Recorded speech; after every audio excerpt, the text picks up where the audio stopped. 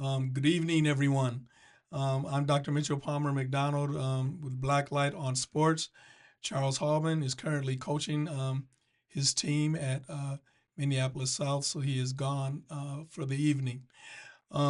Tonight's guest is a former St. Paul Highland Park basketball star and currently an educator in St. Paul Public Schools who has had an impact on the community. And I would like to introduce to you right now Mr. Courtney Brown. Courtney, how you doing? Good. Glad to be here. Um, I just said that you were a superstar, or I didn't say superstar, but you were a star at Highland Park. And you've done some things. You've coached, you've played professional basketball. You're currently an educator. You've done some other things. Want you to talk a little bit about your journey, where you are right now, where you want to go, and kind of set things up on how you've gotten to where you are right now. Yeah, so out of high school, I didn't have a lot of offers, but I ended up going to a school out in Missouri, and it wasn't what I thought it was. So transferring from there, went to a couple of different schools, and ended up at Southwest State out in Marshall. From there, um, I wanted to play pro ball. I didn't know how I was going to play pro ball, but I knew I wasn't an NBA type player. So what I did was I ordered this FIBA book. It had every professional team in the country, and I made a little resume of myself, Hmm. put a picture on there, my stats, and sent it out to like 10 teams. Hmm. And whoever called me, that's where I went. And a team in South America called me.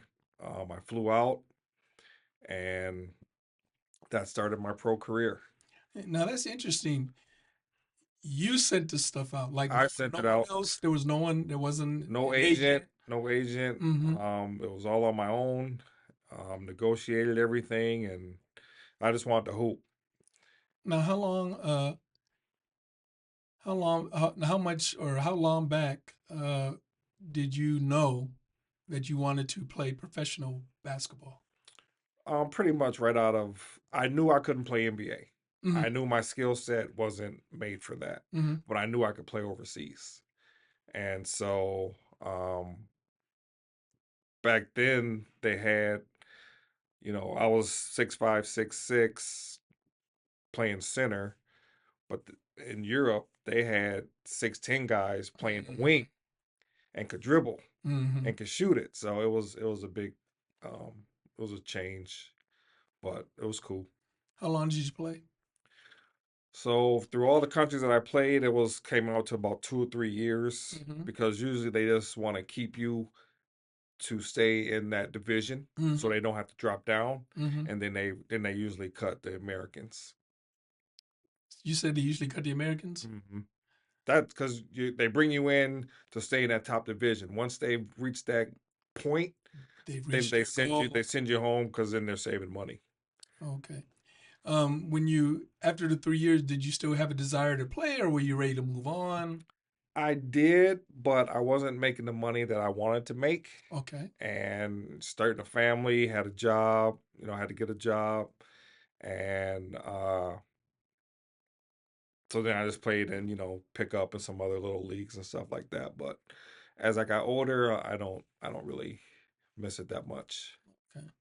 Now you graduated from Highland Park in 1988, right? hmm Um, what was you played in the St. Paul City Conference, right? Yep. What was the basketball like um, then, as you compared to today? Basketball then, well, like, because St. Paul is, pretty diverse. So you had St. Paul, you had Highland Park. Mm-hmm. So everyone in the neighborhood split. So half went to Highland, half went to Central. Mm-hmm. So those games were standing room only because Mm-hmm. everyone we played together, during the summer, but because we split, um, the games were just super intense and bragging rights. Mm-hmm. Any memorable moments? Uh, let's see. Well, this is this is secondhand, but I was told that when we played Central, um, Brink, who was a coach back then, was going off in the locker room asking, "Can anybody stop me?" Because he put like 5 different people Talking on about me. Central's coach. Central's coach was yelling at his players, asking, "Could anyone stop Courtney Brown?" Okay. He had like 5 different guys on me, and I had developed this little hook shot over my left shoulder that was basically unstoppable. Mm-hmm. And so that was What anytime year? we played Central was What year was that? Like, was you junior, senior? that would have been junior senior years. Okay. Hmm. So very, very, very memorable games. Yeah, You think the game has changed as you look at it today? yeah. Now there's it's all 3-point shooting. Mm-hmm. Really don't have any posts, back to the basket type posts, which Mm-hmm. is what I was like. I wasn't allowed to dribble. So therefore, going forward, my game is going to be limited. Mm-hmm.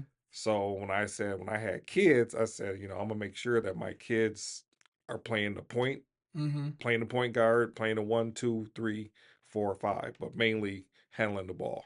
Okay. Now, yeah. Speaking of kids, you have two sons I that have are 2 boys. they're in basketball. Talk about them for a little bit, and their journeys and how it makes you feel as a dad.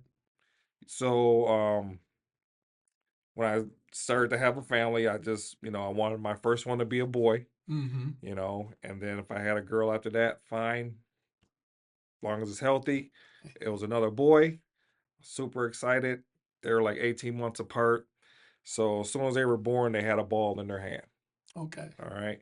Okay. So then just they played every sport, Mm-hmm. excelled, were always ones that you had to pull back Mm-hmm. because the score would be ran up 30, 40 points because of the Brown boys. Mm-hmm. You know, Kendall, who was the youngest, he always played 2 years up Okay. with his brother. Okay. Uh, had a lot of backlash on that, out in the suburbs. Mm-hmm. Well, my kid isn't white, so I had to deal with that. And I'm like, well, we'll go somewhere else. Mm-hmm. And then that stopped all the talk of a kid playing up. Okay. Yeah. And where did your boys go to high school? Uh, Started out in Cottage Grove with Mm. the Cottage Grove Association. I lived on the East Ridge side. Okay. So when it came for them to go to high school, Courtney went to East Ridge, and then Kendall came 2 years behind him. Okay. And Courtney was he was 1,000 point scorer as a junior. Started as a freshman. Okay. Kendall came along. He was an eighth grader playing starting JV. Okay. So, and then that just started the trajectory of their basketball career. When Courtney graduated in 2019, Kendall was a sophomore. So they've been playing together since they were, you know, 5, 6 years old. Right. So when Courtney graduated, Kendall transfer. I got a call. I was at dinner. I got a call from this guy out in Wichita. Mm-hmm. He said, "Hey, I heard your son. I heard you might be looking to leave and transfer." And I'm like, "Well, I wasn't planning on being an empty nester uh, this early. I was gonna have one kid at home, Mm-hmm. and it was a prep school. It was Sunrise Christian Okay. basketball school in Wichita, Kansas. And at the time, East Ridge wasn't going to be very good. They could compete with Kendall, but Courtney was gone. They had Mm-hmm. another kid, Ben, who was going to be there, but other than that, they didn't really have much help. And so I explained to Kendall, I said, you can play on a national stage, Mm-hmm. or you can stay here and, see what happens. So he ended up transferring and going down to the prep school. They played in the Geico Nationals. Um, and then COVID happened. Okay. So he didn't, so everything was cut early. That was as a junior. He went back as a senior. They played in the Geico National Championship, and lost to Mount Bird. Okay. Um, I do remember, if I'm not mistaken, you can correct me. That I think it was Courtney's senior year. Um, well, when Kendall was a sophomore, I believe that they made a state tournament run. Yep. Okay. Now, I want you, I want you to just think, you played the game. They both had a ball in their hand Mm-hmm. since they were born, and see if you can flash back for a little bit. How did you feel at that moment? You know, to see your sons play together, not only play together, play well together because I was there, Mm-hmm. but play well together and kind of make that state tournament run. How did that make you feel as a dad? Yeah, it was like a dream, like, seeing both your boys play together, Kendall throwing lobs off the backboard to his big brother, and then you see them slap five, it was probably just one of those moments that you just really don't appreciate until you look back on it, Mm-hmm. you know. And then they were should have won state, but um they made it, but they just, they fell a little short. Yeah, But at least they got to experience that together. that's what I was thinking about. Of course, you look back at all these moments. When people are giving you advice or coaches are talking to you at the time, Mm-hmm. you're like, what are you saying to me? And then, but then, as life goes on, and then you start experiencing your own things, you're like, okay, that happens with me, with my dad all the time. I go, wow, this is what he wanted, or Mm-hmm. this is what, this is why he did this. At the time, you're like, why are you doing this? Right. At the time, were there any people that influenced you, um, as far as like helped you along during your basketball career? I'm gonna get to your other career in a minute, but were there any people along the way that you say, you know what, or that you played for him, or any teammates or anybody?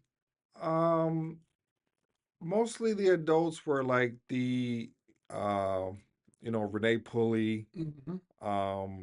Your father uh was pretty much the role models who like kind of geared me to, I had transferred from one school and your dad was like, hey, check out this school down here in North Carolina. So Mm-hmm. those are kind of my mentors. As far as the basketball piece, I just kind of just said, I kind of had to figure out on my own what I needed to do, and then took that experience and applied it to, helping my boys on from what I know to help them, you Mm-hmm. know.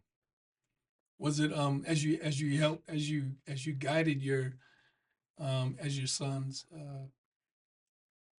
through their journeys, um was there, did they like buy into it, or were was there a little resistance Oh or? yeah, there's the, dad doesn't know anything. But then when I'd say, hey, just try this, just do it, just see what happens.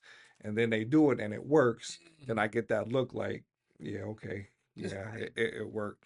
But, they listened, Mhm. but there was always that, you know, they know more than me, or I don't know what I'm talking about. I'm like, look, I played. So everything I'm telling you is going to help you. But I think you get that with this younger generation anyway. But yeah, there's a little resistance.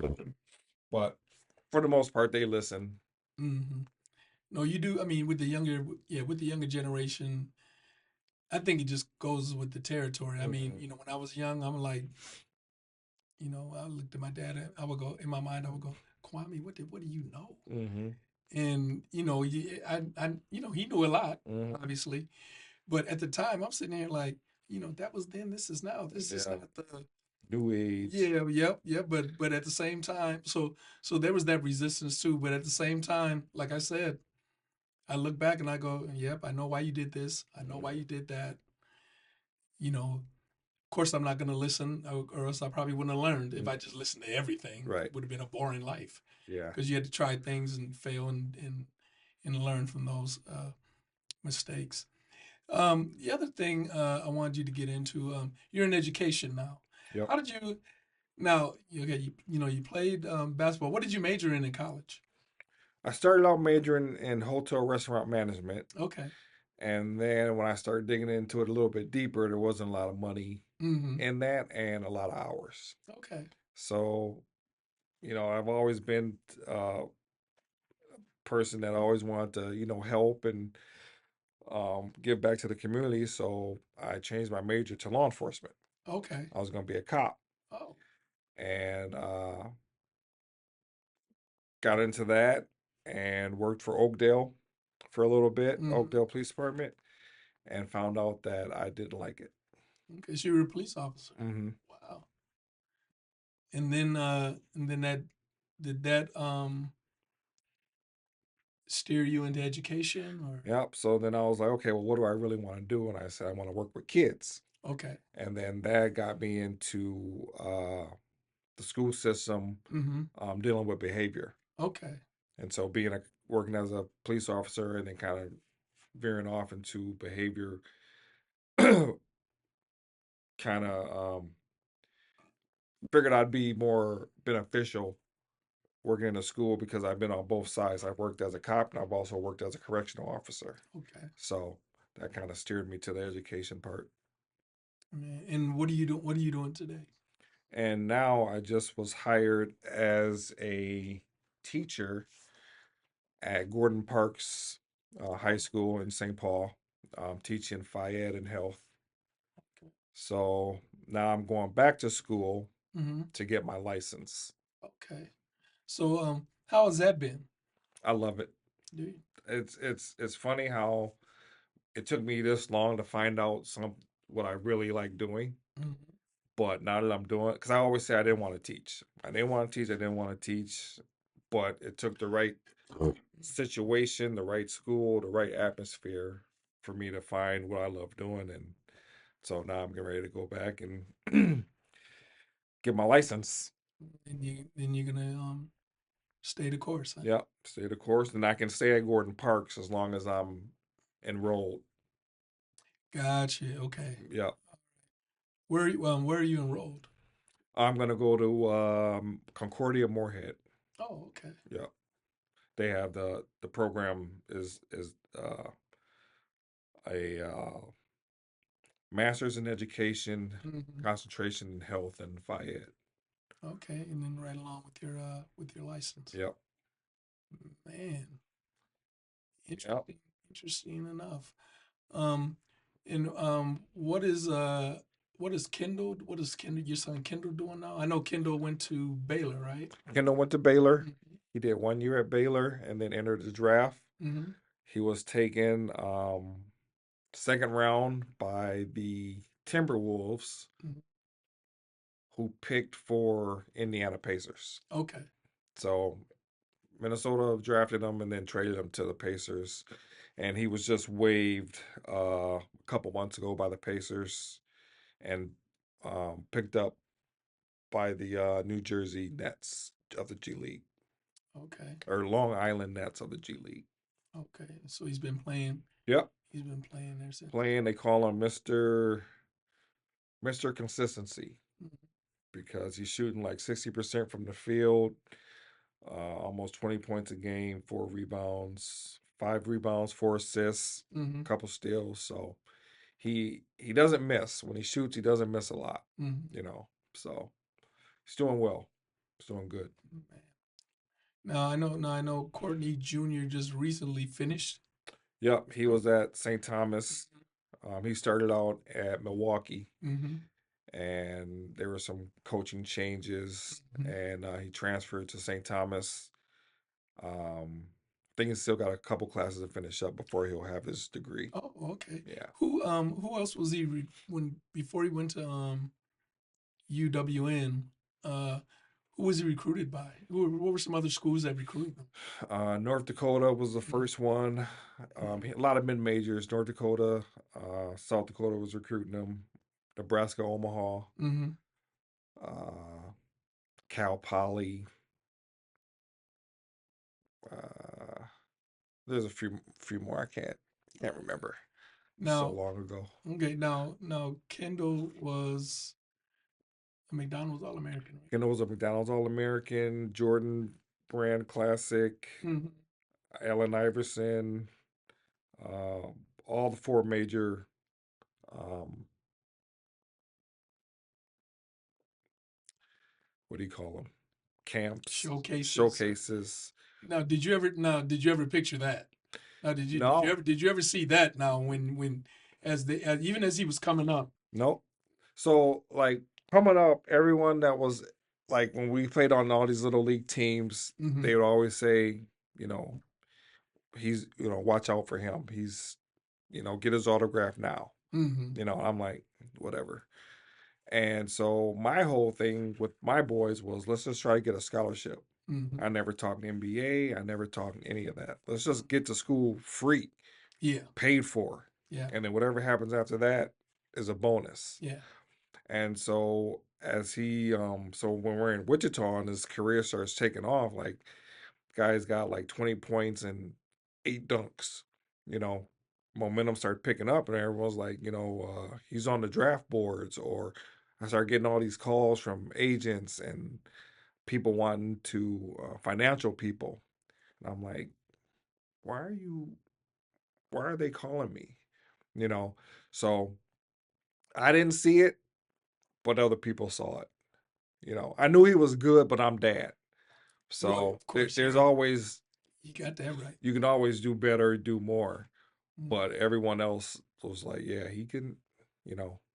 And then as it got closer to the date, and I'm every day I'm meeting with agents. Mm-hmm. They're flying in to meet with me, and I'm like, this is exhausting. Because I wanted them to call me, not him, because he's still in school. So I just met with a lot of people and met, and see who I felt comfortable with, and financial people, and so yeah. And how did the family deal with it? My family, Yeah. or Yeah. uh, I mean, they kind of left it to me to handle, Oh, okay. so they weren't involved all that much. Okay. I just kept them, let them know what was going on, or me and his mom would meet Mm-hmm. with whoever was coming into town. Oh, okay. But I pretty much kind of navigated everything. Oh, well, that's good. I mean, sometimes when things like that happen, Yeah, you get have too many hands in you there, have and all it's these like, you have all these experts and yeah, all these cousins you haven't seen in a while. So, yeah. I didn't get too much of that, so that's good. yeah. Turn this off. So yeah, I mean our circle's pretty small, so it's just his immediate family and some aunts and uncles, you know. Okay. So Now, do you ever let any of your students know um, part of what you've been through, or do you let them know? Do you let them know that you played professional ball, you played with the? a lot of times it's already been, I'll walk in and it was like, "Did you play for the Harlem Globetrotters?" And I'm like, "Who told you that?" So usually they already know, Mm-hmm. or I'll say, "Yeah, my son. This is my son." I'll show him a picture, Mm-hmm. and they was like, "That's your son?" I'm like, "Yep." And so I kind of get a little bit more credibility, Mm-hmm. Mm-hmm. once I do that. Yeah. So How was it playing for the Harlem Globetrotters? it What was was that experience like? so we played in the league with Renee, Mm-hmm. the pro am, Yep. and he was friends with Manny, the owner, Mm-hmm. and from that league he had like 20 of us go to uh where is that, up in Wisconsin? Not Red Wing, but Racing. River Falls, Wisconsin River Falls. Okay. They had a tryout up at Wisconsin River Falls, and he had 20 of us from this league go up there and try out. Me, Mario Green, uh, uh, Perkins, Reggie. Okay. Reggie, Tyrone Dolman, a bunch of us, and we all made the team. Oh wow. We all like who's a guy from Minneapolis, that ball handler, went to North. Uh, he was a year. He was 90. He was 87. 87. And he played for North. Hmm. He played with Bannister. Okay. Guard. Wasn't Derek. Derek. Derek Rubin? Derek Rubin. Okay. Derek Rubin went up From there. which year? He's 88. Yeah, okay, Yeah. yeah, yeah. So all of us wanted to try it out, and like out of the 20, like 10 of us made the team. Okay. So we went on I went on one tour with them, and that was to Europe. And every game was the same routine, but it was funny every time. Like Sweet Lou and Curly came sometimes, but Sweet Lou, it was just funny every single time, you know. Wow. So Do you have any like any of the uniforms or anything like that that you kept or? I got like some sweatsuits and Oh, a okay. jersey and stuff like that. I got that in the frame and stuff, but I wanted it wasn't really my personality. Mm-hmm. I was more serious, just wanted to hoop Yep. and not clown all the time. So Yep. while I was out there, I met some people, and after that tour was over, I went back to we were in England, London, and I went back out there and did like some community stuff with the kids, and Mm. paper came out and took pictures, and ended up signing with a team in England, and then that just didn't work out. They wanted someone who was like 6'10". And I'm like, that wasn't me. So came back home and started working and started working. That was when I was working at the airline at Mm. Northwest, and they let me take a leave to go over to another team and play. Okay. So Man. been all over Switzerland, Uruguay, Mm-hmm. London or England, and there's one more I can't remember.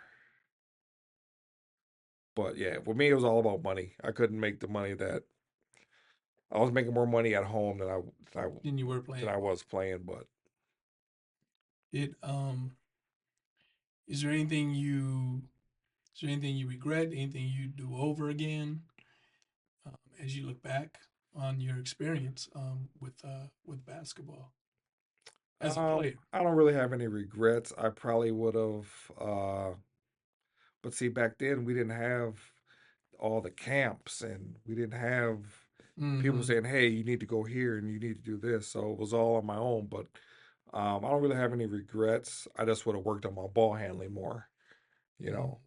But Yeah, because you were a 6'5", 6'6" center. I was a straight center. Yep, and you were back to the basket, Mm-hmm. and even me going to college, going to an HBCU and going to college in Ohio, Mm-hmm. you know, people were playing guard in Ohio, Mm-hmm. in at 6'4", 6'3", 6'4", and Mm-hmm. I'm like, and then uh, and then even my dad used to go like this. He needs to work on his ball, and he said, but ain't nobody telling him that. Mm-hmm. He would say kind of jokingly a little bit, Yeah. but you know, looking back, there weren't back then. There weren't those people in your ear. They were in your ear because you played ball, Mm-hmm. and they were probably crowding around you because of that. Before the big games, and Yeah. you played for Highland in Central, that type of thing. Well, So, when you're the tallest, mm-hmm, you're automatically put in a box. mm-hmm, So I was gonna be a center no matter what. I wasn't allowed to dribble, shoot three. I don't think I ever shot a three in high school. Now that I think of it. So, but yeah, so that's why I said, well, I'm not gonna let my kids be put in a box. So, Kendall's basically a 6'7" guard. yeah, He can handle it. Um, in high school, he played when he would let the other guard, who was a little smaller kid, he would let him bring the ball up. But when there was pressure or mm-hmm, a press, Kendall brought the ball up. You right. know, so Oh, did your sons have trouble adjusting from high school to college?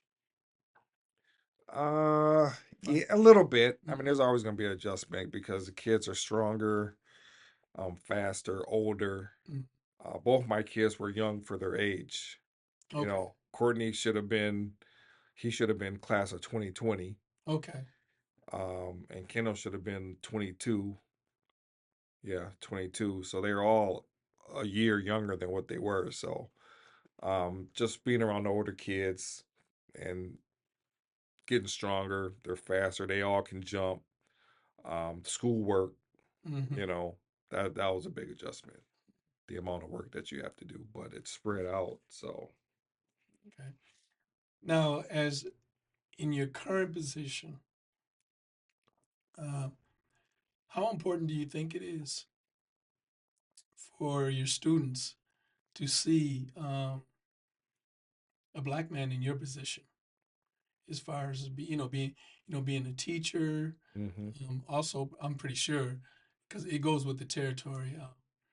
Being a teacher, a mentor, hmm a support system. How important do you think it is for I'm not going to say just the students, but for people, period, to see you in that type of position? yeah. So it's always been a shortage of black teachers, right? Black male teachers. When I was growing up, I can remember two male black teachers that I had. So it's super important to see me in this role. That's why I'm going back to school to, now get the fundamentals of teaching down. But uh, I guess the teacher they had before Mm-hmm. would just throw the balls out and, you guys go ahead and play. I had a kid who would be like, I'm not doing that. He's getting out of his other classes to come to my gym class. I'd have 10, 15 kids from other classes in my gym class, because it's fun. So it's super, it's exciting for them for me to see them, you know, Mm-hmm. like I'm laughing like the whole time because I got kids who haven't ran or done any exercise in months, Mm-hmm. and they're up here playing, soccer and laughing, and I'm just I'm in my happy place, you know. So it's super important. So you think after all these years you found your calling? Yeah, yeah. If I could stay here till I'm done working, I would. Okay. Yeah. And I've only been doing it for since November, so only a few months. But I've done I took a class to get into this graduate program. I had to take a class. I did that. Cause she said I needed a sociology class. So I took a semester long class, jammed into 4 weeks, Okay. knocked that out, um, finished the application, and now I'm just waiting for approval. Man, sounds exciting. You sound like you're Yeah. pretty Yeah. excited and ready for it to happen. Yeah. I've had a lot of jobs, Hmm. but this is the one that's the most fulfilling Out of out everything. of all, aside from the basketball stuff, but the Mhm. work, Yeah, the work. I mean, the work stuff, yeah. okay. So basketball was fulfilling as well, Mm-hmm. as you look Because back. I told myself, I said, by the time I'm 22, I'm gonna be playing professional basketball somewhere, and I did it. Okay. Now, did you tell your friends that? No, this is Oh just yeah, me, okay. just me. Because I was just always wondering. People Mm. say I No, told so and so and they laughed at me or no. whatever.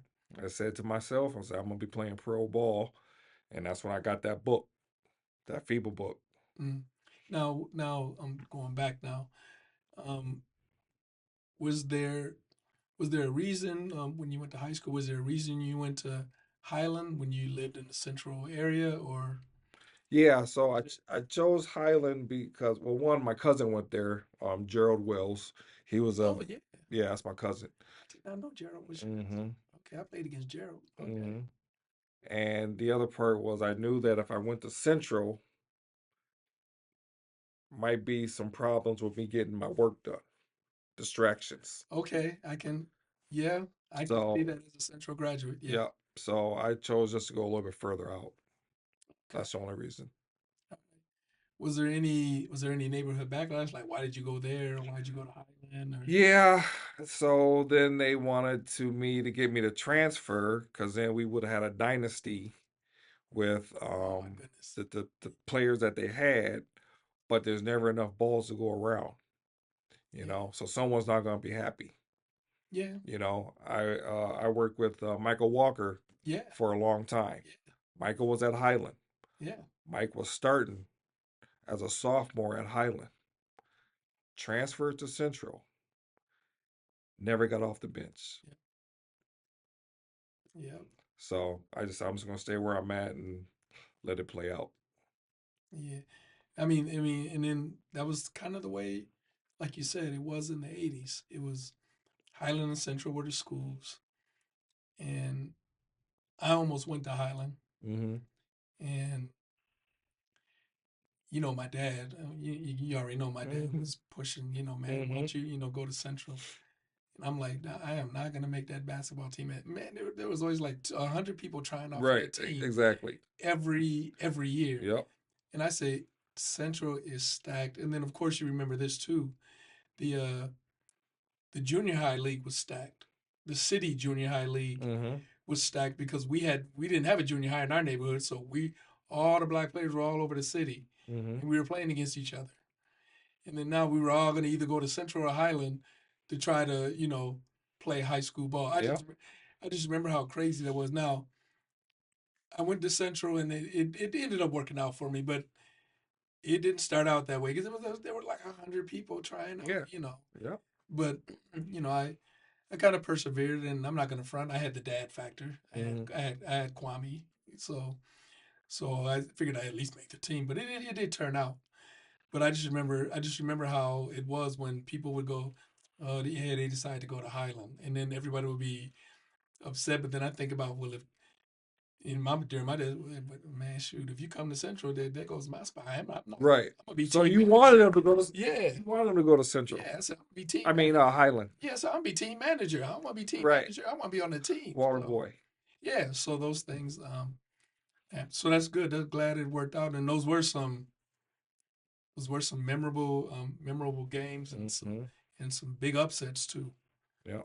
To say the least, that you could have a whole show on that. Yeah. Period. If you just could bring everybody else in here and we could do something on that. Mm-hmm. But I also wanted um, to talk about your relationship with your sons.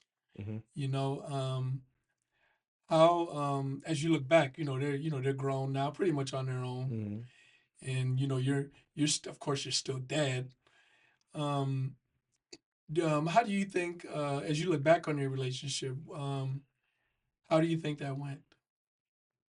I think it went pretty good. I mean, my boys we're super close. Um, we talk. They'll call me, text me. You know, after every game, we're talking about you know Mm-hmm. what you did, what you didn't do. Mm-hmm. So I kind of leave it up to them now to bring it to me. Mm-hmm. I'm not the one that's gonna force the issue. So I let them talk to me about what they want to talk about. Mm-hmm. But we've always been close. You know, that's when I had kids, I was like, just give me one boy, you know. Mm-hmm. So yeah, we're pretty close. When Kendall went to the New York from Indy, I flew down Mm-hmm. um, and drove back with him to New York. Okay. So he wasn't by himself. Okay. Um, so yeah, Must be extremely proud. very proud. And they still, when we get together, when it's just the three of us, it's pick on dad time. You know, uh, they want to wrestle, and I'm like, I can't wrestle with y'all no more. You're too big and too strong now. Do you still play? No, I had shoulder surgery, Mm-hmm. so it's kind of limit me to what I can do now so much. Oh, But I'll shoot around, but that's about it. okay. Usually, we're as we come to a close to the interview. Hmm. Usually, we give the interviewer, the interviewee, I guess, a chance to say something, maybe to impart some wisdom to the audience, maybe some advice on anyone that's going to be looking and about the journey that you've taken.